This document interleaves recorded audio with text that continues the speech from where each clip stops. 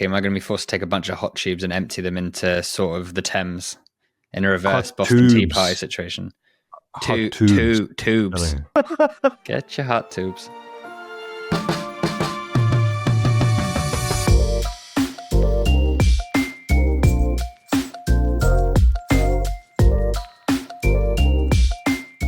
Welcome back to the Spin Cycle Podcast. I'm Kaylee Fretz. Today on the show, carbon monoxide inhalation has been banned. We're beefing with the Cycling Podcast, and Cyclocross Worlds happened. Joining me today, Johnny Long, welcome. Hello, good morning, Kaylee.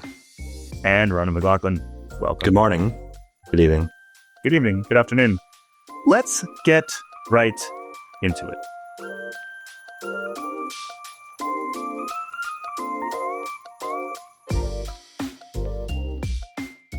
Ronan, we brought you on for a very specific reason. One, we missed you. It's been too long. Two, like deeply in my soul. Two, there was some pretty big news about a story that you broke last summer during the Tour de France. Anybody who was listening to this podcast for a while will probably know what I'm talking about. But just in case there's some new folks out there, let's provide a bit of context here. So first of all, what happened last week? And then maybe step back for me and where did this all come from? On Saturday, the UCI officially banned the repeated inhalation of carbon monoxide in cycling, citing the potential health risks associated with it. Why would you have to ban carbon monoxide, a deadly poisonous gas that we have alarms fitted in our homes to monitor that we are not accidentally breathing it?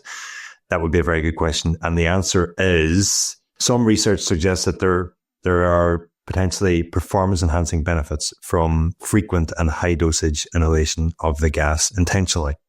And that's what the UCI have moved to stamp out. The UCI have also introduced sort of restrictions around what's known as the rebreathing measurement test for measuring an athlete's hemoglobin levels or their blood volume. And they've now restricted that to once per 2 weeks as a maximum and only in medical facilities. And so the news we had broken last year was that 3 teams, Visma Lease Bike, Team UAE Emirates and Israel Premier Tech, were using this rebreathing measurement method to effectively optimize their altitude training camps. The because concern, you can see the effects. You can see the effects of like, did the altitude work? Do we need more time? Do we need less time? Exactly. That sort of thing, right? Why do you go to altitude? One of the reasons is to increase your hemoglobin mass. And so by being able to measure that, you can assess whether your altitude training is working, has worked yet, if you need to tweak it in future, this, that, and the other. And so that's what those teams confirmed to us they were using this rebreathing method for. I guess the concern stems from the fact that the much more frequent and higher dosage inhalation method for potential performance enhancing is very similar to that rebreathing method, except you increase the dosage and the frequency. So you would use the same tool in theory. You would use the same gas. You wouldn't necessarily use the same tool as 2 of those 3 teams confirmed to us they were using. That tool, the Ditalo device, actually has built-in safeguards to sort of alert its developers if there was any sort of nefarious use of it, such as the inhalation method. But yeah, it's not a huge jump from inhaling small amounts of gas for measurement to inhaling small amounts of gas more frequently for performance enhancing. Right. So now it's banned. It is banned. The abuse of it is banned, and the rebreathing method, which is again, it's a medical, somewhat common in the medical sphere, is controlled, like you said. Mm-hmm. How do we feel about this? I think the significant thing, before we delve into how we feel about it, I think we first have to just acknowledge that banning is merely a first step. It's not. Yeah, the practice remains. The practice remains the same if it is in practice. Theoretically, at least, teams wouldn't have been telling us if they were doing this, and so that doesn't change anything. If it's banned and they're going to continue doing it, they're still not going to tell us. And the most contentious thing about this is, how do you police it? You can't test for a gas. You can't test for it. You can find the presence of it relatively easily.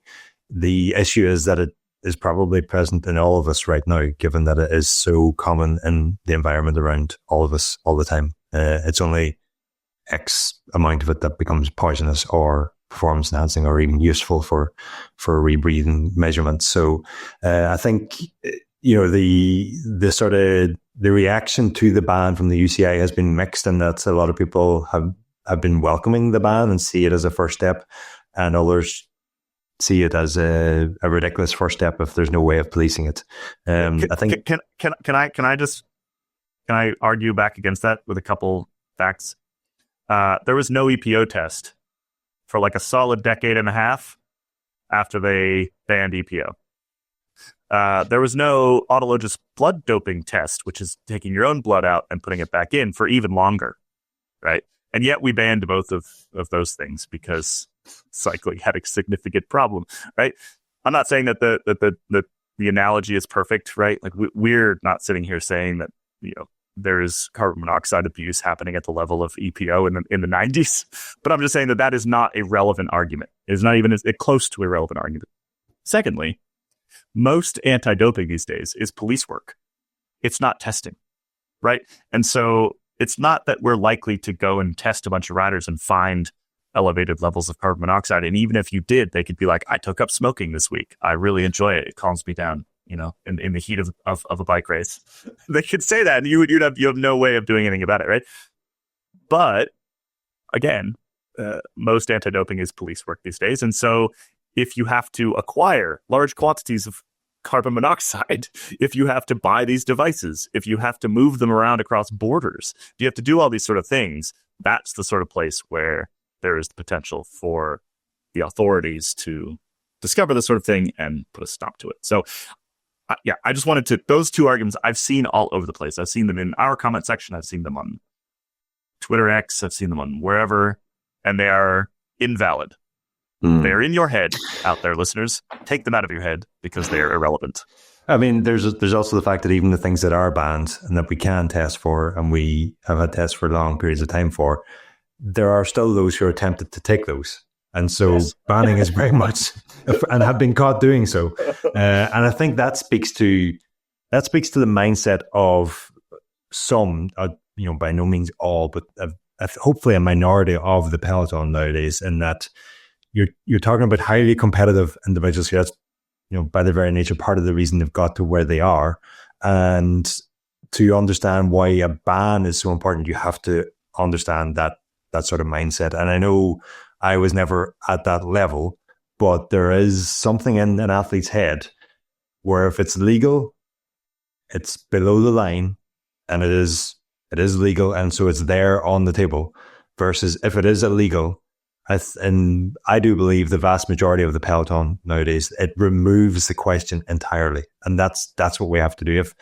To not ban it is to effectively say we are okay with this. And so, the test might follow, the policing definitely has to follow, but the first step and the most important step is banning it initially. Okay, let's get to how we feel about this and some of the reaction and things like that. I mean, first of all, I think kudos to you, Ronan, for uncovering the story. Big time. Big kudos right there. Right. The reaction when we first published this was not entirely surprising to me, but still kind of disheartening, right? Like, I don't know. People don't want to hear bad things about their sport. They don't want to hear the potential of bad things about their sport. Those within the sport, and this is where we get to our little beef, foe or otherwise, with Larry Warback. Like, if you're inside the sport, you don't want to hear about this stuff, right? And you also, if you have never engaged in it, you're like, I've never even heard of this. It can seem like a whole bunch of hot air and a bunch of nonsense. So I guess how do we respond to that? Or do we even need to, now that the UCI has basically taken our side? If we're going to pick on poor Larry here without him here to defend himself, perhaps we should at least... Let's not... We weren't there to defend ourselves when he called you reporting stupid and ignorant. Sorry, it cuts both ways. And the most annoying thing is that we forgot to bring this up the last time we spoke about the carbon monoxide story. So now, in my mind, we have to double down. Can we caveat that I really like Larry? Yeah. I mean, look, and the same with Daniel Free, the Cycling Podcast guys, like them all. Yeah. But if you're gonna, play stupid games, win stupid prizes, if you're gonna call our report like Ronan's reporting bullshit, and then turns out that not only does Jonas Vingegaard back it up in his public statements, but then the UCI bans what we're alleging could be going on, then you have to eat your, slice of humble pie. The UCI, famous for not taking action. Famously asked to take action quite often and very rarely ever taking action, and definitely not this quickly. There could be other reasons for that also, but I think there's something we need to consider in the swiftness of this response also. Yeah. For context on this Cyclocross beef, it was their yearly roundup at the end of 2024 where they discussed this story, and Larry Warbass basically just shat all over it. Was just like, this is rub. Have you got it written down, Ronan? I love this. You got notes? I don't need to have it written down. When someone says your work is shitty journalism and really stupid, you tend to remember that sort of stuff. Yeah. That's the thing is, at the time you don't say anything back because it's like, well, we believe you're wrong. We don't have the full proof beyond what we've already said. So then when it gets backed up, then you're like, then you raise it and you're like, okay, here you go. Yeah. You guys have seen Anchorman, right? Yeah. So the scene where the two news teams just fight in a parking lot? That's us at the Tour de France this year. That's us at the Tour de France with the Cycling Podcast. I think personally, I think I could take Lionel easily. And I think either of you could probably take Larry, right? Now, Freeb, I think, probably has. I think he's got that. Freeb he's. I think the might be a problem. Kid descent. He could be a problem. I think we need fingers. We need Joshua Robinson from the Wall Street Journal. I think he could take on Freeb. Anyway, I kid, but also I don't. Like, it's simultaneously it's a really important topic. We're definitely kidding about the beef, but it I guess the reason why we wanted to bring it up is because it was sort of indicative of the perception of this story from a sort of certain segment of the cycling world, and so we feel a bit vindicated this week, and we always had a ton of confidence in the reporting. We had a ton of confidence in actually things that didn't even make it in the story, but we were very careful in the way that we presented that piece and the facts and things that were included, and only the only facts that were included in that piece were the ones that we could back up in multiple different ways, et cetera, et cetera. So we're always very confident in this piece, and it's a good feeling for us here at Escape Collective to get it. I mean, we're mentioned in The Economist this week, BBC, and a whole bunch of other BBC, a whole bunch of other major titles, which our little tiny Associated Press. AP. It might feel quite self-congratulatory, which I guess we have been doing for the past 5 minutes. But more to the point, Ronan wouldn't have been able to do this reporting without the members funding it. So if you extrapolate out, our members basically paid for this reporting and affected action. If that's what gets you out of bed in the morning to consume our content, congrats to you for basically funding this happening. You should feel good if that's what you care about. I mentioned that in my post over the weekend, that this is what Escape memberships deliver. And I kind of got asked, how do you make that link? And I can directly. You wouldn't get paid without them. Yeah. Beyond that, though, I could have this job elsewhere, but I can directly make the link because I was covering a lot of this when I was at the Tour de France and at Eurobike. Yeah. And when I previously worked at Cycling Tips, I would have been charged with writing about the things that would get the most clicks as quick as possible. Now, as things turn out, funnily enough, that was probably our most clicked on story last year. That makes no difference to us. But my point is, had I been charged with finding other stories, and that task comes from, help me out here, Katie, what am I trying to say? Other publications, you'd have been told to only report on positive stories about cycling. No, it's not that. We were told. We were told that outside. Guarantee you, this story would not have been published under our previous ownership. Yeah. I, as the editor-in-chief, have been called into a room and told to not publish this. That is 100% true, but I'm specifically getting at what I would have been charged with, or what I would have been tasked with, is writing articles that get page views rather than writing articles that either are created with the audience in mind or convey an important piece of news like this, or that had impact. yes, have impact yet. Yeah. There's an old media adage that the sports section pays for the Baghdad Bureau, right? Like it's very, very, very expensive to do real reporting and real journalism. And so like, the reporting coming out of the Baghdad Bureau for the New York Times is not like, it's not self-sustaining, right? The cash for that is coming from recipes and sports puzzles and things like that. Yeah, and puzzles. And like, we kind of operate in a similar manner, right? Like a lot of our sort of day-to-day revenue comes from like this podcast, which generally, not always, but generally is on the lighter side of things, right? But it does allow us the space to do stories like this. Anyway, I think we've congratulated ourselves enough here. It's a big deal. It's a big deal this week. I'm glad that the UCI has taken action.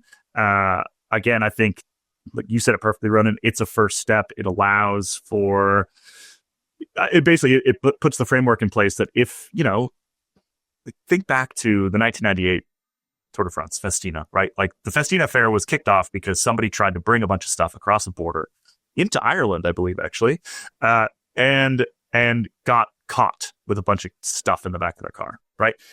That is the sort of thing that could now happen if someone is trying to do this because the legal or the framework is in place. Actually, not legal, but the framework is in place to chase that stuff down. So well done to Ronan. Well done. Like Joe Lindsay deserves a shout out here because he was a major part of the edit. Ian, of that. Also. Ian Treller. I posted a photo on my Instagram overnight of like, I think it was me, Johnny, and Ian. Ronan, you were already at home working on it. We're sitting in the corner of a press room, trying to get this thing out the door. It was a team effort, and we didn't watch any of the race for like 4 days at the tour. We were just trying to do this. Things you would not get away with if you were chasing page views. Yeah. Yes. Yes. And also, Larry, Daniel. I need to go back Lionel, before we move on. I need to go back to the prepare yourselves for the parking lot. Yeah. Suffer. I'm going to do 5 push-ups before I get to Lille this year, so watch out. Before we move on, I need to go back to Larry's comments. Yeah. Because Larry is former American national champion. He's a current professional rider in the peloton. And those are you mentioned the Willie Vogt Festina affair in 1998. The story that kept coming into my mind throughout this whole process of reporting on carbon monoxide was actually Ricardo Rico and his botched blood transfusion in 2010, 2011. And literally 2 days before that, he dropped my ass on a climb in France and I got spat out the bag and I finished outside the time limit and did not finish that stage race. You're like, that's not normal. I wasn't even capable of thinking that's not normal. But 2 days, you head back to Belgium, you're sitting in a house, and 2 days later you hear this same guy has almost killed himself trying to do a blood transfusion at home because blood transfusions were banned at that point, but they still offered performance enhancement. And that's the risks that some riders will take. And so when you hear somebody else in the peloton who has been cheated by riders in the period since then, come out with comments like that,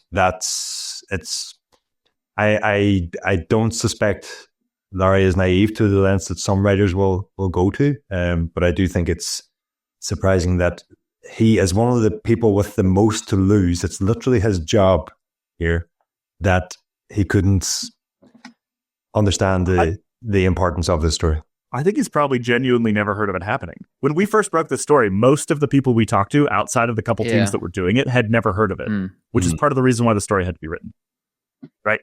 Anyway, that's enough. Yeah. I'll be preparing my bat with the nails in it for July, and we will settle this the old-fashioned way, like 2 proper podcasts of the 18th century. So let's move on to this is quite a shift.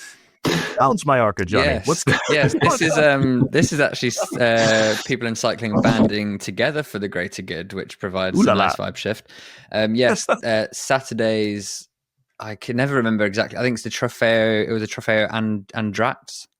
The 4th of the 5 days of one-day race in Mallorca was cancelled mid-race after about 30 minutes of racing, 23 kilometers into the 150-kilometer course, because it was so wet that there was just riders just slipping over every other minute.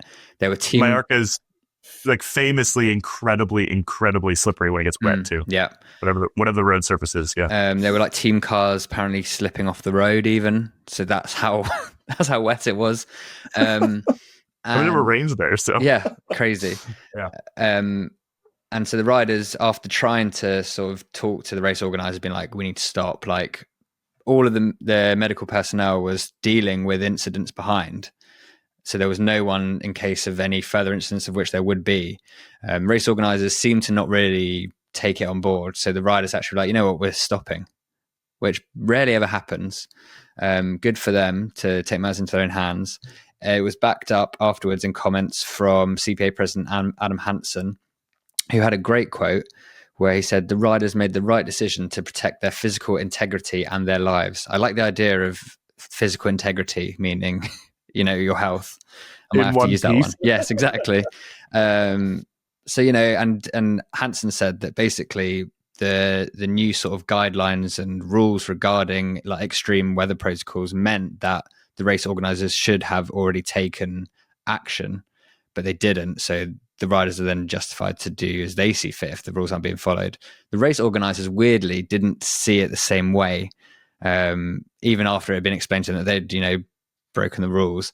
The next day on the Sunday in the morning for the sign-on before the final day of racing, usually at a bike race, there's a stage announcer for the teams to come on where, at the Tour de France, they'll just shout Tadej Pogacar's name more loudly than everyone else's, and everyone will cheer, and it kind of gets everyone going. The race organizers pulled the stage announcer for the final morning. So apparently it was written in Ultima Hora, which is a Spanish publication. Apparently the teams and riders were just getting onto the podium, signing on, and then they were just like waving at the fans and then getting off in silence. So it would have been good to see that. But yeah, kind of a positive safety story where the riders managed to figure it out themselves, which is good. It's a dangerous precedent here, though, because what we have now told the riders is that if they want rid of those stage announcers at sign-on, all they have to do is not finish the stage. And we all know how annoying those announcers can be. So I think this could be something we see a lot more of this year. It's too mild. We cannot race in these mild conditions. It's too mild. It's the Tour de France ponytail guy who he's American, isn't he? It's an American accent, but he speaks both French and but he speaks American both English like with no well. accent. Yeah, and so it's just he's got jarring to hear him do both. Clearly, like grew up in both places. Yeah. Yeah, tough. The stage Josh Robinson. Yeah. With a ponytail. Can we get Josh with a ponytail? That would be interesting. I would not like that. I think if I had to make a prediction, next 5 years is going to be the 5 years of, I guess, like collective action in pro cycling. I think not only with riders, but also with teams realizing their power. And I think that comes back to the one cycling thing. I think the teams have a lot more power than they sort of have ever really used, and the riders have a lot more power than they ever tend to use. And I think that if we are going to see meaningful change, and we could debate all day what that change should be and whether it's even needed. Yeah, we often do. But if it's to happen, that will be the source. I don't think it will be I think it'll be maybe Saudi money might help, but fundamentally, like the Amaury family, ASO, has proven over and over again that money is not the only thing that they care about. They turned down offers of billions from Chinese Wanda back in 2016. They've done that before, but what they can't do is run a Tour de France without bike racers or a Tour de France without teams. So I think, it's just a little hint of what's to come. I think if I had to sort of predict, next 5 or 6 years, I think we're going to see more, not just stuff like this, but sort of much, much more consequential than not racing one stage. All right, let's take a quick break. When we come back, Cyclocross Worlds happened. If you say so.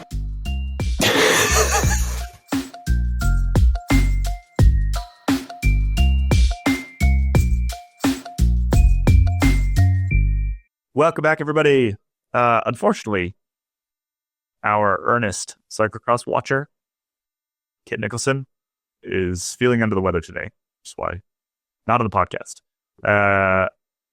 So it's up to us. Mm-hmm. Can we do it? Can we do it, gentlemen? Tell me who won the Cyclocross Worlds over the weekend. Matthew Van Der Poel and Fem Van Empel.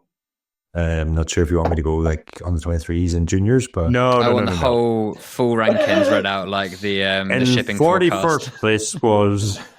I need wind direction. I need everything. Yeah, it was Dutch dominance across the weekend. Well, at least in the elite races, the women's race in particular was it top 4? How many? It was basically a Dutch national championship in the women's race, and then in the men's race we had Mathieu van der Poel riding away quite early, but also a crash for Wout van Aert early on. That kind of changed the dynamic. Johnny, you picked out a number of interesting things that happened over the weekend that maybe weren't just who won. Yep.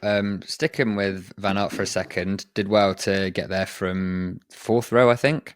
And I think it was his left thigh, there was like a tear in his shorts, which gave away that he crashed. But it was such a clean tear of his shorts. It was like, when you're getting ready to like bake some bread and then you get the little knife and open it up, so it makes that nice effect.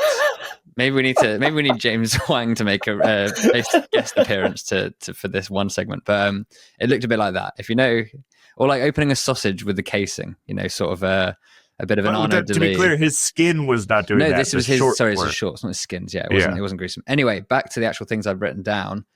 First on the list, there was an early celebration in the junior women's race from Czechia's Barbara Bukovska, who celebrated a lap early. And there's a great photo in Kit's gallery on the website where you can see as she is crossing the line, the fans behind are all looking at her, just kind of shocked, open mouthed. It's like quite great to see. Anyway, she then couldn't get it back together, and a French woman called Lise Revol caught and passed her to give France their win of the weekend of their home championships. Moving on, there was some hose outrage on the Saturday night of the Cyclocross Worlds. Basically, during Saturday, the hoses in the pits weren't high pressured enough, which caused outrage. It's a real problem. A real problem, but also kind of funny, Very out funny. of context. One team manager for, it was Bart Wellens, I think, for Team 777, called the race unprofessional nonsense for not having high enough pressured hoses. The UCI sprung into action to replace like all the hoses and fix the problem for Sunday, which is amazing. I mean, just for anyone who hasn't raced cross, you switch bikes. It was muddy, so like you're often switching bikes like twice a lap sometimes, and in the sort of couple minutes where a bike is not being used, it has to get washed. Probably less of a big deal for the elites who may have like 4 or 5 bikes, but if you're a junior or something, you got 2. Yeah. Now the bike has to get washed before you need it back. And so if you got bad water pressure, like race-ending problem here. No good. Speaking of the juniors, Italian 17-year-old Mattia Agostinaccio, he won the junior men's title with a broken shoe, which is fun. How broken was it? Ronan, I can't tell you, mate. I'm really sorry. I just know it was broken. It's been cut out. We thought he'd watched every second. The shoe was broken. Yeah, I was watching it and I was like, that shoe looks broken. I engaged my tech mindset. Moving on. Thibaut Nice walked past his dad, giving an interview, and sort of gave him his dad is very bald, and gave his dad a very much like you're a bald man, like pat on the head, like sort of patted it and then like swirled his hand around his bald head, which was good fun. He also came in third. Yes, came in third. In the elite race. Yes, which is good. Van der Poel, the one bit that we missed about his win is that he was wearing his sort of 300k Richard Mille watch in the mud. That was the first thing I seen. Yep. Is that he was wearing one of those watches in the middle of the race. It's just, I don't know. I don't know what to think anymore about any of this, but it just seemed a bit I know exactly what to think about that. bad. I hate it. Yeah, it's terrible. One, it's a terrible watch. It's awful. It's horrible. It's ugly. I mean, I'm not a watch guy. It's just, it makes me feel, it's bad. It's bad watch. And 2, you're like racing in the mud for an hour. But then is this what Mr. Richard wants? Does he want us talking about his watches? Kelly, you just said he it. care? He's racing for an hour. Yeah. How else is he going to tell how long he's been racing for if he's That's not wearing so a true. underground watch? So true. He might have posted up early if he hadn't had the. This is right probably why he risked his 300 grand watch, because he's seen what happened the day before. He's like, I'm not getting caught. I'm going to know the time. Plus, it probably was free. I don't think he probably paid for it. Yeah, at least he didn't do the tap of his bike like it was like it's a horse. When did he did that? When at the No, not the Olympics. Like every race he's ever won except this one. Yeah, hated that at the time. Still hate it now. Johnny, before you move on, do you know what type of shoe it was? Yeah, I think it was blue. Probably Shimano then. Yeah, maybe. Eurosport or TNT, whatever, it's on the Eurosport Cycling channel. Stop putting spoilers in your headline of your YouTube video for the highlights. I obviously hadn't watched the men's race live because I was down at Bristol Rovers supporting the gas, obviously. Came home, load up YouTube, going to watch the 12 minutes of the cyclocross as live. And then they have Mathieu van der Poel wins in the title. What's up with that? Like, I've never got the point. Surely that's costing them clicks. Yeah. Other sports don't do that. But then, I mean, to be fair, it's quite obvious from the start who is going to win. But then it jumped very quickly from like an early lap to then just the finish. It was just like most of the race was out. But there were no highlights. There were no highlights. There was very little that happened in the men's race. Yeah. But then, so back in the day, not that long ago, the men's side was basically the Belgian national championships. What has happened? If you, is there? Yeah. We need to get in touch with some of our Belgian friends and ask if there is just this massive consternation. This I don't know what it would be.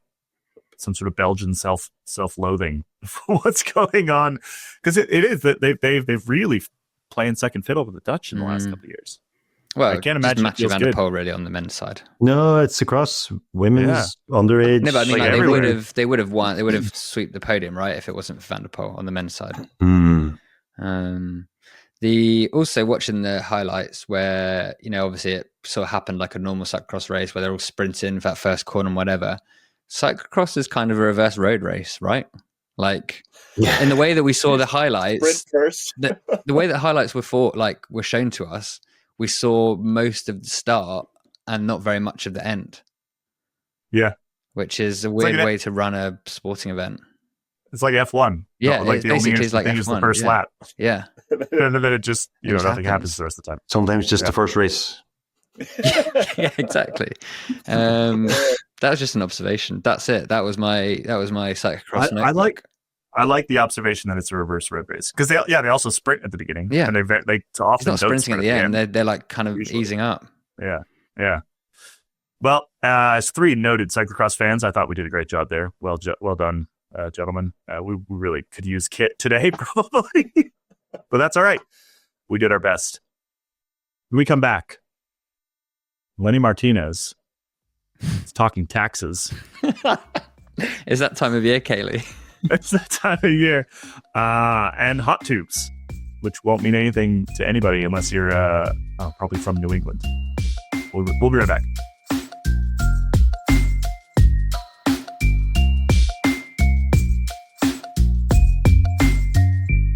Welcome back, everybody. Lenny Martinez, noted great French hope. He's talking taxes, which is, top of our list to bring into Spin Cycle. What's going on here, Johnny? My life is taxes now, so it's nice to have some sort of overlap between cycling and taxes. If anything, for a bit of advice from a small French man who earns considerably more than me.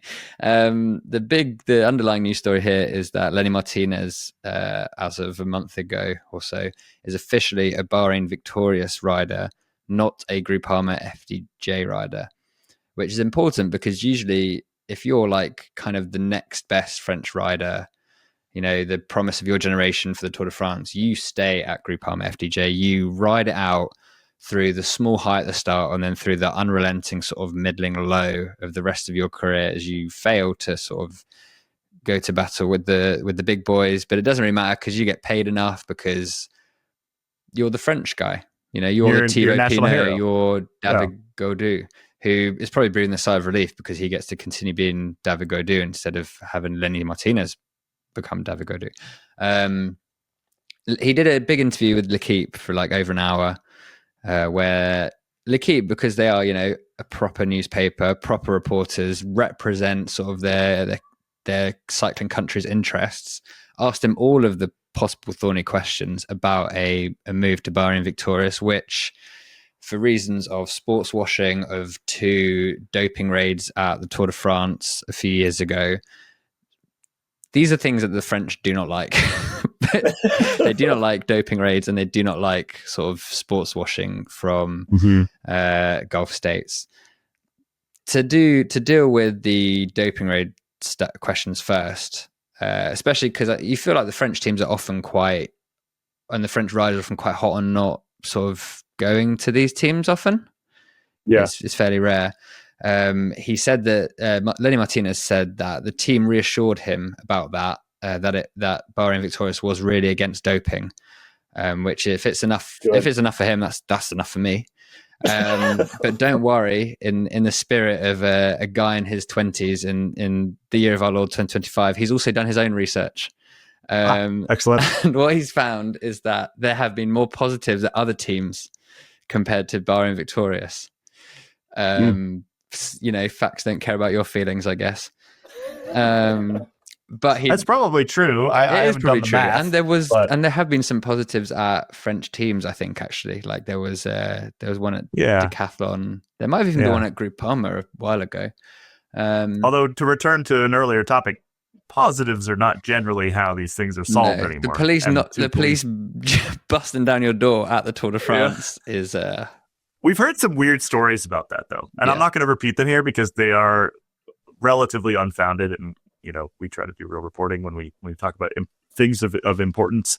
But we did there's some kind of conspiracy theories around where those police raids came from, and the fact that they may have not been due purely to suspicions of doping. It may have been something else, like somewhat political. So, yes. Anyway, leave it out of that. Yeah. To defend Bahrain's honor. Which I think is fair enough, doing a bit of balance. But Martinez did also delete his Twitter before the announcement because he was ready for the abuse, which people did send him a lot of it, and obviously that's not nice. He got that bag, so he says it's not as much as everyone thought, which apparently the rumored figure was like €2.5 million a year. But his salary was high enough to make him want to move to Andorra, which is where you don't pay any income tax. And to be honest, his response, I respect it. He was asked, why he moved to Andorra, and obviously he said, good weather, good riding. There is like a community hub of pro cyclists there, which helps with training, whatever. But it's not good weather. That's the lie. It's currently snowing. Okay. I'm just repeating what Martinez says. I've been to Andorra once, and actually it was snowing when I went. He said, let's not lie to each other. For taxes already, ! I was hesitating between Monaco, which I like because it's next to France, but Monaco, if I went there for taxes, it was not possible because I'm French. I think as long as you fess up that you're moving to a tax haven for tax purposes, then that's fine. I think as long as you can own it, then it's when people, give other reasons. I think that's when you shouldn't be allowed to do that without people having a pop. Who likes paying taxes? Not me. No. Yeah. No. Neither. I mean, I paid some last week, and it was loads of fun because it was less than I was expecting. That's the best thing. Yeah. So I like government services, though. I'm a big government services guy. So I guess the social contract within which we are all bound, I think. That's what they tell us, though. I've been doing my own research, Kaylee.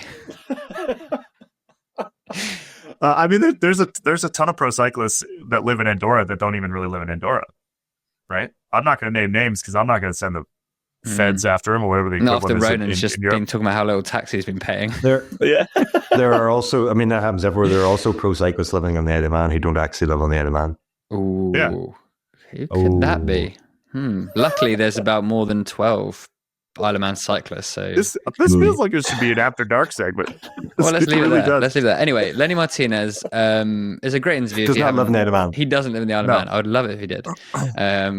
I agree, though. Kudos to him for just coming out and saying, yes, I would like to not pay like 40% of my 2 million euros to the government. I would like to keep all of it because I only have about 15 years as a pro cyclist and I need to make my bag now. Yeah, agreed. Fine. So yeah, as with everyone, I think when Lenny Martinez did move from Groupama FDJ, we're kind of like, oh, that's a shame. Like, I was looking forward to him being like the next like French failed hope. But he seems to have gone to Bahrain victorious with at least like one eye open as to the perception, as to what that entails for his, I don't know, soul and vibe. But I'm on board. I wonder long term whether it's actually a bad financial decision for him to do this. I don't know. I don't know the answer to this question. Why? Because like if you look at the other great French hopes, they have managed to make a lot. Oh, I see. Yeah. Maybe not directly in salary, but in all the things that come around it, and basically becoming a great French hope. Can you become a great French hope while riding for Bahrain? So is he basically saying, I'm going to make my money now, but I'm not going to be as beloved as I would have been for the rest of my life? Unless he wins. Unless he actually starts winning, then he will be. Yeah, you're thinking too short-sighted here, Kelly. He's playing the perfect game. He's going to move away. He's going to tell those French sponsors, I don't need you. I've got Bahrain. And they're going to be willing to pay all the more to bring him back. I think it's a longer-term game. Maybe. I still think, like, if you look at Thibaut Pinot, right? Like, he doesn't win anything. And he still did great for himself. And so the problem... Doesn't win anything, but still does great. Yeah, the risk for Lenny Martinez is if he doesn't win anything, which is the French way, then he's just out of luck. Then he's not beloved, and he's not winning anything. And probably his next contract, I don't know how long this Bahrain contract is for, his next contract will be for nowhere near what he could have been making if he had just gone the beloved route. It's until the end of 2027, so he's got a 3-year contract. That's not particularly long. It's not that long. He's only 21 though. Yeah. He was born in Cannes, which is kind of fun. And he is actually quite good. But Cannes is not fun. I was there last summer. It's not fun, but like I wasn't expecting that to be where he's from. Anyway, should we move on? Yes. Then he does run races though. Before we move on, he does win races. Yeah, he's actually he's an actual French hope, and he was in talks with Bahrain Victorious before he actually signed for the World Tour Groupama squad. Like Milan Erzan was on him early, being like, come race for us. But then he was like, no, want to stay at my French team for a bit. But then, so it's not like it's completely out of the blue. And he said that while Bahrain did offer the most money, it's not like he didn't have other offers. And it was more that Bahrain were like, look, we really want you. Whereas other teams were like, oh, we have to see how you'd fit into the team. So he kind of went where he's going to be most loved, both in actual love and in terms of money, which is a close second. Most loved is staying with Mark, the Mark Matteo. Do you remember when we saw him at the tour, both of them at the tour last year, when I can't remember, we were queuing up with all the team buses and they were just Lenny or Matteo? Both of them like were hovering out of the door at the team bus. Like, I think it was on Bastille Day maybe. And they're like looking at the crowds and waving. And then Martinez had popped his head out like a little bush baby, just like, like dad had let him out of the RV during their summer holiday. So Ineos, which we talked a lot in the last year about how they didn't have a development team and how that was a real problem, and they had sort of no good pathway for talent to come up, and the whole sort of like, we have guaranteed access to these juniors because they came up through our system. That didn't exist for them. So they announced this relationship with Lotto Kernhaus PSD Bank. I think I got the whole name there, which is another development program, I think German. This is in a similar vein. So they have announced another partnership with Hot Tubes, which I just wanted to bring this up because I grew up in the area where Hot Tubes is quite important. So the East Coast US, and Hot Tubes has moved a number of sort of big riders up through the ranks, including into Ineos. Ian Boswell is on that list. I think Lawson Craddock didn't go to Ineos, but Lawson Craddock I think came up through Hot Tubes. There's a pile of very good American bike races that have come up through this program. It's been around for decades now, and it is, I think, it's a good relationship for Ineos to build. I still think having their own development program would be significantly better than sort of these partnership agreements, because a Hot Tubes rider is still like, maybe they're vaguely connected to Ineos, but it's not the same as if they were already signed to that organization, right? So it's a good thing, I think, for sort of US development pathway. But I'm still not convinced that it solves Ineos's problem, sort of development problem here. Am I going to be forced if Ineos Grenadiers just becomes, an American team are going to be forced to take a bunch of hot tubes and empty them into sort of the Thames in a reverse Hot Boston Tea tubes. Party situation. Hot Tubes. Tubes. Hot tubes. Get your hot tubes. Where's that name come from? Is that the sponsor of the development team, or is it just the name? I think maybe they were riding hot tubes bikes. That I actually don't know. I should know the answer to that question. Some of our listeners out there will definitely know the answer to that question. In fact, I happen to know that we have listeners out there that rode for hot tubes. I always assumed it was just that they were so fast. Their inner tubes were. It's a good name. Don't get me wrong. It is a good name. And like I said, they've been around forever. They've got the kit hasn't changed much in about 2 decades. So it's very identifiable. There's lots of good talent that come up today. Anyway, point being, good for sort of American juniors to have that pathway. I'm still not convinced it solves Ineos' problem. And I mean, what does it actually change for Ineos though? They were already getting Magnus Sheffield, Andrew August. Those are the most recent ones, right? They're already getting the hot tubes riders. So are Ineos going to put money into hot tubes to help hot tubes develop more young riders, or are they just wanting to pick up their best talent? I reckon the latter, if I had to guess. It's not really a development team then, is it? It's still a development team. They're just not. They're not. Yeah, we need to know more details. And then it wasn't in the press release. I'll call up Ian. I think Ian Boswell was actually helped put this relationship together because again he took that pathway. But I didn't have a chance to chat with him before we made this podcast. So maybe we'll come back next week with additional information. Well, we should have done that beforehand. And then another great sort of British hope, Tom Pidcock is winning again on the road, but not for Ineos. But should we talk about Saudi Tom in After Dark today? I think we should. I think we should wrap up today's episode. For After Dark as well, I have a solution to our remote working. I've sat up until 4 a.m. this morning. I have it figured out. We can work together. Okay, save that for After Dark. I'm intrigued. I quite like the remote working deal, though, so this is going to have to be very persuasive. You can still work remotely. We can just remotely work together. Oh, no. In person. Okay. All year round. Oh, good. Are we all getting like Apple Vision Pro goggles? Just like, what are we doing? No. We're going to buy an Escape Collective house. Okay. I have it sorted. Okay. It'll not cost too much, I promise. Okay, well, we'll hear about it and we'll look at the Right Move listing in After Dark. Yes. We need one more member for this to happen. Literally one more member. It might be you. Get ready to share your screen, Ron. Oh, we should have said, sorry, before we wrap up, the Monday show is now on YouTube. We probably should have said that at the start before people listened to the whole thing. Yeah. But better late than never. Thanks to our amazing editor and sometimes producer, Will. We are now putting up on YouTube to try and hook people in via the mystery of the algorithm. And we're learning and we're trying. But just if you want visual stuff, then it's there.